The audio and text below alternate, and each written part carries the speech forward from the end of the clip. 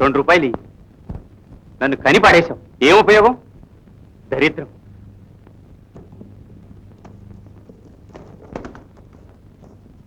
మీరు వెతికేది దొరకదు. ఏం వెతుకుతున్నానో తెలుసా? డబ్బేగా. అవును, ₹2 కావాలి. అది వెతకూడదు, సంపాదించాలి. ఏమిటి సంపాదన? ఏనాడు సంపాదించాను కనుక ₹2 కావాలి. ఉంటే కదా ఇవ్వటానికి. మొండి చేయక, అవసరంగా డబ్బు కావాలి.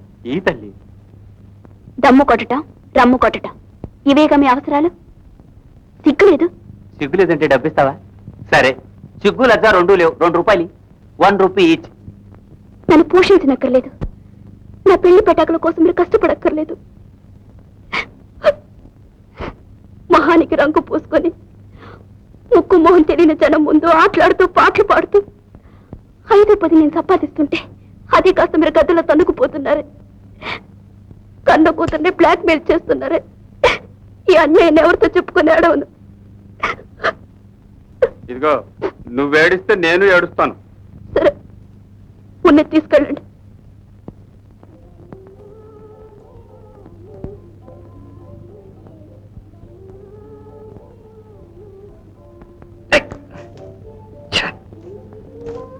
చూడటం కాదు, ఎక్కడ పడితే అక్కడ.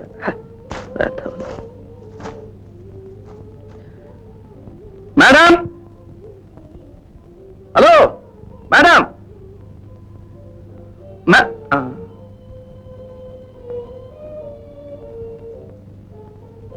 ఎవరు? నేనే, రంగా, కూలీ. ఉదయం మీ నాన్నగారిని వెంపడించుకొచ్చానే. ఏం కావాలండి? నా ప్యాకెట్ లో ఒక పాస్పోర్ట్ సైజ్ ఫోటో ఉంచుకున్నాను. మీ నాన్నగారు తరుముకొచ్చినప్పుడు మీ ఇంట్లోనే పడిపోయి ఉండాలి. కాస్త చూసి చెప్తారా? ఇంట్లో ఫోటో ఏది చూసినట్లేదండి. సాయంత్రం చెత్తంతా చిమ్మి చెత్తకుండీలో వేశాను.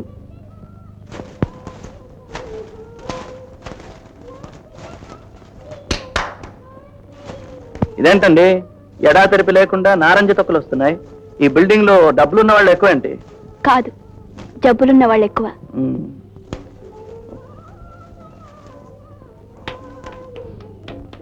అబ్బా, ఇంకా చాలు, వదిలేయండి.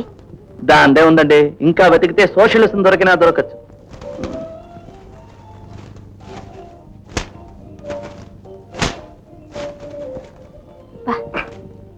ఆహా, చెత్తలో దొరికిన చిత్రరత్నం. ఏమిటండి?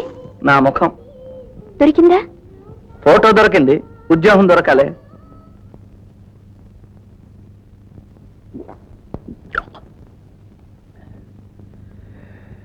చేసే పనిలో హెచ్చు తగ్గులు చూసే మనిషిని కాను నేను. చట్ట సమర్థమైన ఏ పనైనా సరే నేను చేస్తాను. కానీ నా చుట్టూ జరిగే తప్పుడు వ్యవహారాలన్నీ చూసి చూడనట్టు పోవడం నా వల్ల కాదు. అక్రమం జరిగినా సరే, అసహ్యం జరిగినా సరే. కొద్ది రోజులు ఈ ఆటో రిక్షా, అదే ఫట్ఫటి నడిపాను. ఆటో రిక్షా తోలే నా దృష్టి రోడ్డు మీద ఉండాలి కదా. ఆ దరిద్రకోట అద్దంలో వెనక జరిగే దరిద్రం అంతా కనపడుతుంది. ఎక్కడో కొట్టుకొచ్చిన కేసు, మనకెందుకని ఊరుకోలేకపోయాను. తిన్నగా పోలీస్ స్టేషన్ తీసుకెళ్లాను. తర్వాత ఏంటి, వాడి మీద కేసు పెట్టారు. ఆటో రిక్షా ఓనర్ ఆ మర్నాడే నన్ను పనిలో నుండి పీకి పారేశాడు. సరే, పబ్లిక్ కాంటాక్ట్ లో ఉంటేనే కదా ఇలాంటి గొడవలని ప్రైవేట్ లో చెప్పడం ప్రారంభించాను.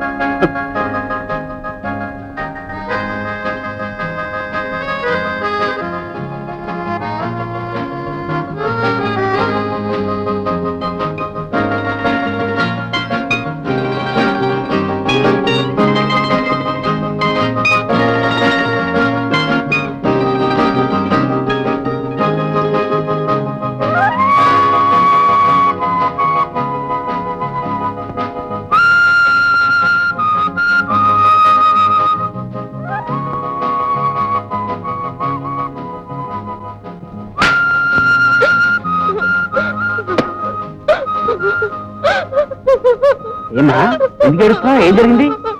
నేను చెప్తానండి. మీ అమ్మాయిని ఉతికి ఆరేసిన ఫిలాసఫీ అవ్వదు. అసలు చదువు మీద ఇంట్రెస్టే లేదు. దానికి ఎందులో ఇంట్రెస్ట్ ఉందో అది నేర్పించవయ్యా. అది నా వల్ల కాదండి, క్షమించండి.